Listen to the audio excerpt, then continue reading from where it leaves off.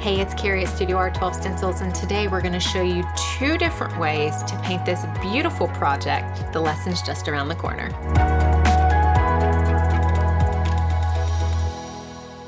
Okay, are we ready to dive right in? I have already done 1 base coat of the color number 68 on the background of my surface.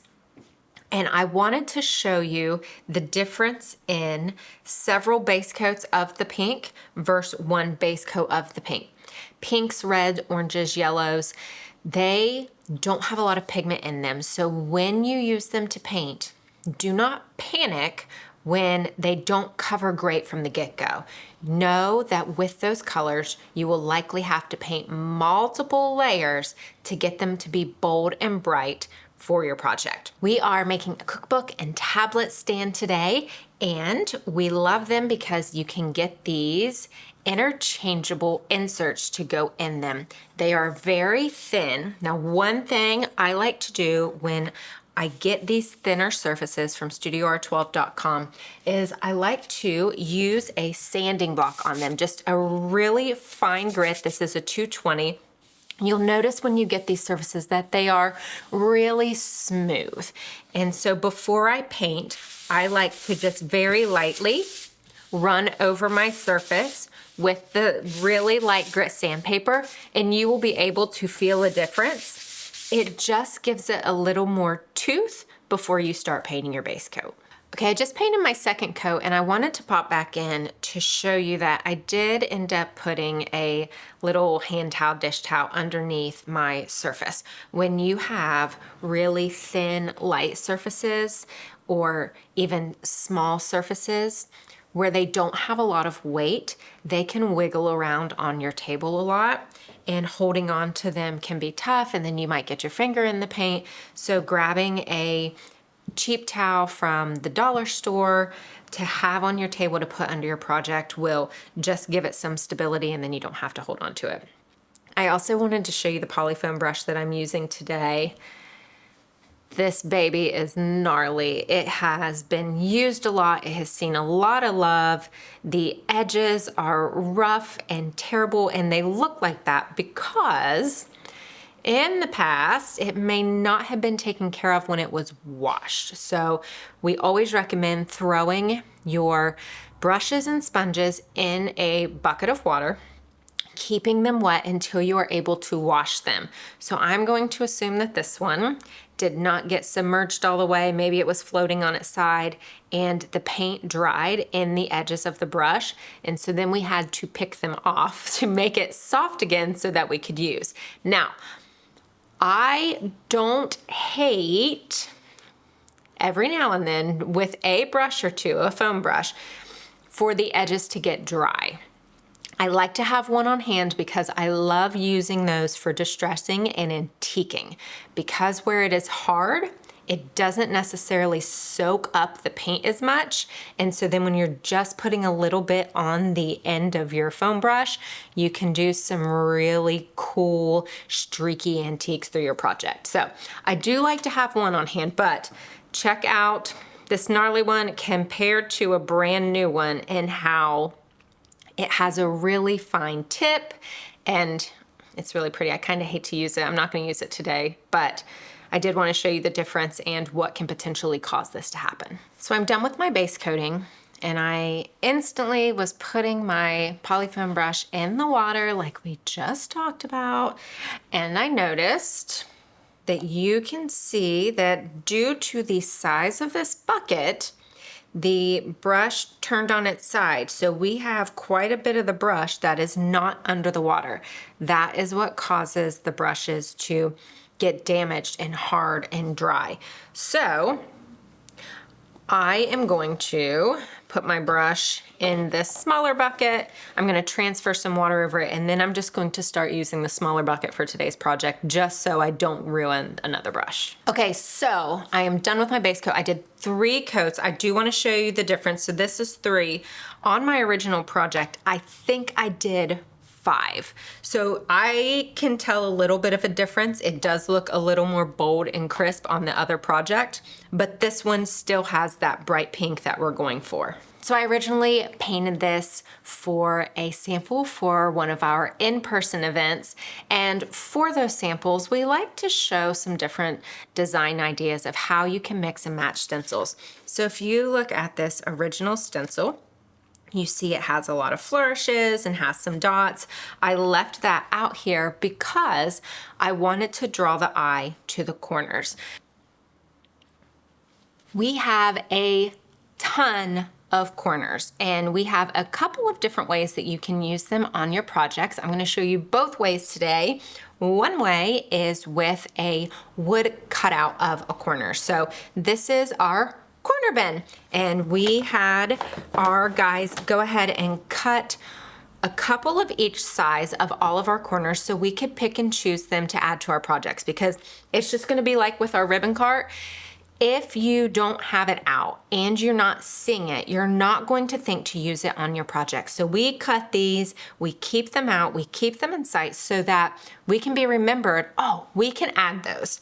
So we have teeny tiny ones, we have really large ones. We originally made these to put on tall porch signs. So I will share some links for some videos on how we have used these on tall porch signs and traditional signs, but it just really gives you some depth and some fun. So when we released these, we had some customers ask if we could also release them as stencils. So we had our design team transfer them from wood to stencils. So now you have both options. This is a fun little stencil book that we have made. You can get a hole punch and you can get some little rings. Both of those are from Amazon, and I'll have the links below. And it's a really great way to store your stencils. So we make a bunch of little books. This is our corner book. We keep all of them in here so we have easy access to grab them. On our original project, we used the stenciled corners. So I grabbed a couple to look at a couple different sizes because this insert is a little bit bigger than our original surface.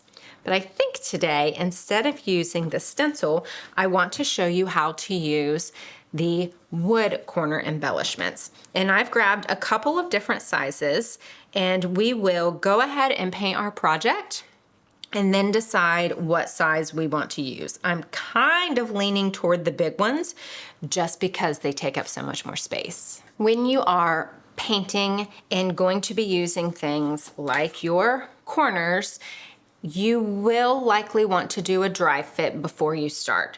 And what that means is testing out where your corners will be. So if I put the stencil right in the middle and I come here, the som is pretty close to my corner. So I'm going to move this up just a little bit.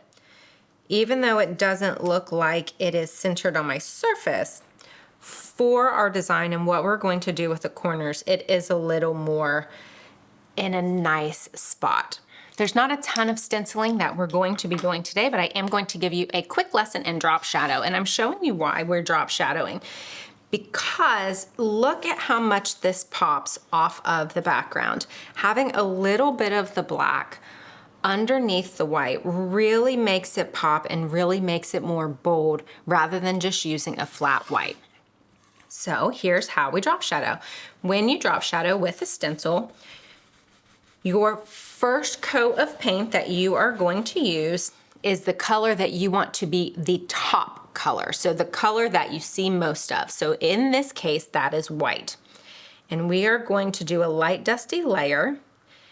And as soon as we get that done, I am going to do one thing real quick. We are not painting the flourishes on this project. You can use a multi-masker and cover them up. However, since I'm not painting them at all, I am going to use a piece of tape just to remind myself not to do it. And then I'm also going to put a piece of tape down here at the bottom of my stencil under where it says Psalm 23:3, because that is kind of close to the edge of the design.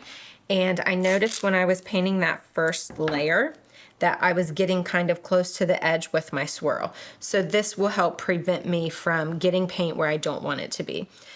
So we have our first layer. This is going to be our guideline. So now we will pick up our stencil. We have our first layer. It's light and dusty.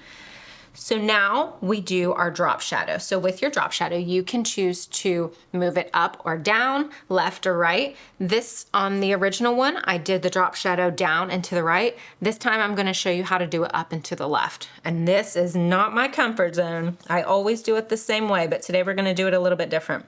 So today we're going to go over to the left just a smidge and then up. So then now what you see on your project is a little bit of a dusty white, and then the bold pink. So the area that is now the bold pink is what your black drop shadow will be. Since I'm not done using my white brush just yet, I am going to throw it in a fold top baggie, and I'm going to wrap it up, and this will keep the end of your brush moist so that the paint doesn't dry and you can go back and use it later. That is a pro tip if you do not have a ton of brushes, because once you get these brushes with paint and get them wet, you have to clean them out and let them dry completely before you stencil with them again. Otherwise, when it's wet, it can thin the paint and it can cause problems with bleeding under. So now we're going into our black, and this time I am going to stipple. And the reason that I am stippling is because it covers more ground quicker. One thing about drop shadowing, if you are drop shadowing with a stencil, the perk of doing this, the pro, is that it is perfect every time. It looks professional, it looks crisp. The con of doing this is that you have to do a lot of layers every time you do the drop shadow.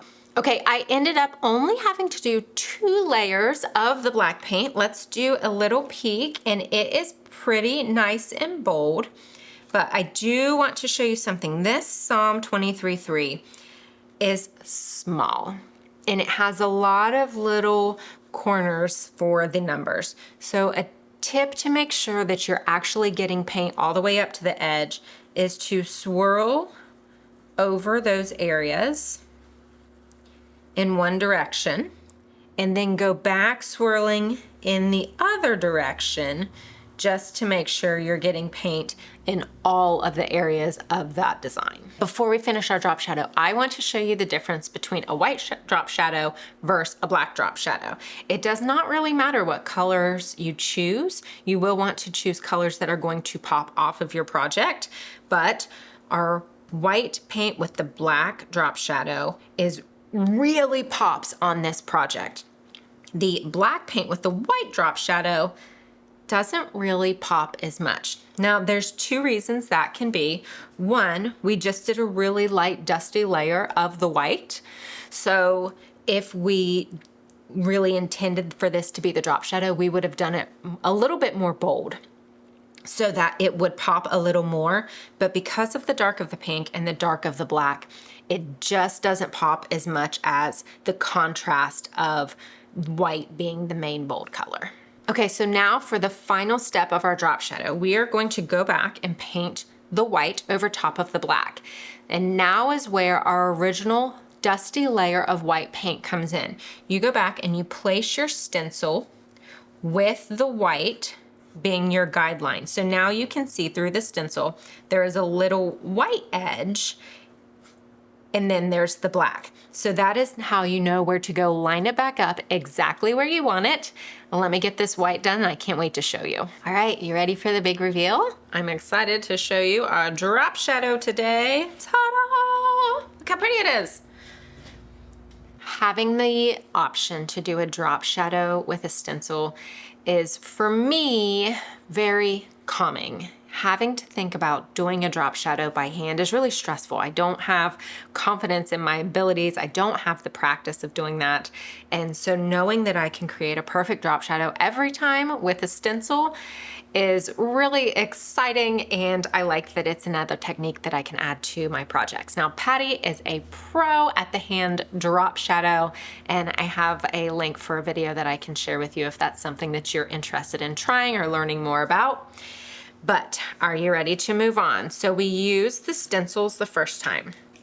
This time we are going to use the wood pieces, and I think I'm going to do it in the opposite corners what we did the first time, just changing it up to show you some different ways. So this is what our placement is going to look like. Now if you want to see what it would look like with the smaller ones, so this is the size that we used on the original project. And on the original project, I think it worked really well for the small size because of the size of the surface.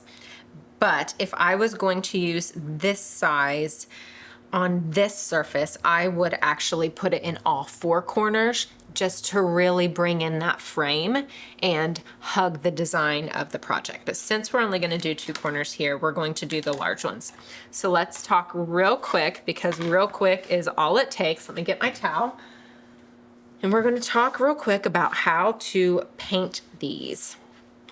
Our favorite applicators for painting the wood embellishments are the Jumbo Dauber or the Ink Sweeper. Both of these are really dense foam sponge brushes, and they have a little place to put your finger in the back so you can hold on to it, and it makes it quick and easy, and it's also safe for your wood piece. When I first started working here, we released several wood cutout words with believe and family and home, and we were using them to add to decorative wreaths in baskets. So we're just doing really pretty home decor. And I did not know about Jumbo Daubers and Ink Sweepers, and so I would hold them in my hand with a polyfoam brush, and I would brush, and if I was using any color than black, I would make a mess around the edge, and I can't tell you how many I broke because I wasn't paying attention and I was just pulling and pushing. And so now that I have learned all the ways not to do it, we are here to tell you how to do it. So with the Jumbo Dauber and the Ink Sweeper, because of their rounded shape, it allows you to get the paint exactly where you want it. You have a lot of control. So if you put the paint right in the center and then you just go right along it, then you can prevent messes. And you might also notice that I still have been offloading. And one of the reasons that I'm still offloading, just like we do with our dome brush, is because it gets the goopiness off of your Jumbo Dauber. So if you have a lot of paint on your Jumbo Dauber when you come to this project and you start doing your stippling motion, then it is going to run over the edges. And if you're doing black, that's not a huge deal if you're wanting a black edge, but if you are doing a bright, bold color and it seeps over the edges, then you're gonna have to try to find a way to paint the edges. And with only an 1/8 inch to paint, it can be really hard to get that back to being black without painting on the top. And so then you just have to keep going back and forth until you are happy with it. So Jumbo Dauber and Ink Sweeper for the win. I'm going to dry these and do a couple more coats, and then we'll be ready to put them on our project. Take a look at how this has turned out. We ended up doing 3 coats of paint on the corners. And now you can see how the difference in a couple of things. So we have a difference in the location and placement of the drop shadow. We have a difference in a stenciled corner versus a lifted MDF corner. And we have a difference in the size of the corner. So on our small project, the He Restores My Soul is really the focal point of this design. However, once you get to the larger one, and we used the larger corners and they are embellishments, then it kind of becomes what draws your eye, and then the design just sits there beautifully waiting for you to find it. So let's get these glued on and then show you the finished product. Our favorite thing to use for attaching embellishments and surfaces is the Aleene's Quick Dry Tacky Glue. We get this from Amazon, and I can share a link below. We will add some, just go along the edges of your embellishment. I like to try to hit the larger areas, some of the curly cues, and try to stay away from these little corner edges. You don't want to put a ton on because you don't want it to seep underneath when you press it down. All right, we're gonna add it here, and you can see I did move it a little bit, so there is a little bit of white seeping underneath here. It will dry clear, but it is a reminder to be careful. And I want to show you the importance of keeping your edges clean on these wood embellishments. So look here, you can see that the edge of the black looks great. However, I did have a little bit of a mess with the pink on the edge here. So you can go through and you can fix that before you add on the embellishment, or you can go and fix it afterwards. You have a couple different options. You can use a poly foam brush. I recommend using one that is new and has a really nice edge. And you can go along the line here. Make sure that your glue is dry, otherwise you will push it around. Or you can get a tiny dome brush and go along the edge, and then you'll have a lot of control of where that paint actually gets. And be mindful that you let this cure and you let this dry before you try to do anything with it, because if you lift it up, those corners are gonna slide right off. The cool thing about this is the design options are endless with these tablet stands. We have several different shapes, from very simple to very fancy and intricate, and you can paint something very basic on the tablet stand itself. You can leave it just a basic color and then add your designs with your inserts, or maybe you can paint something with a monogram or your name, something that is an everyday decor piece for your home or for a friend, and then use the inserts to add in pops of color in designs. And so this fits right in here. And then now we have a very pretty and bold tablet stand that is not only a functional piece of art for your home, but it's also super beautiful. If this video gave you an aha moment that you could use your art around your home, be sure to subscribe to StudioR12 Stencils right here on YouTube so you can see more clever ideas and design inspiration for your home.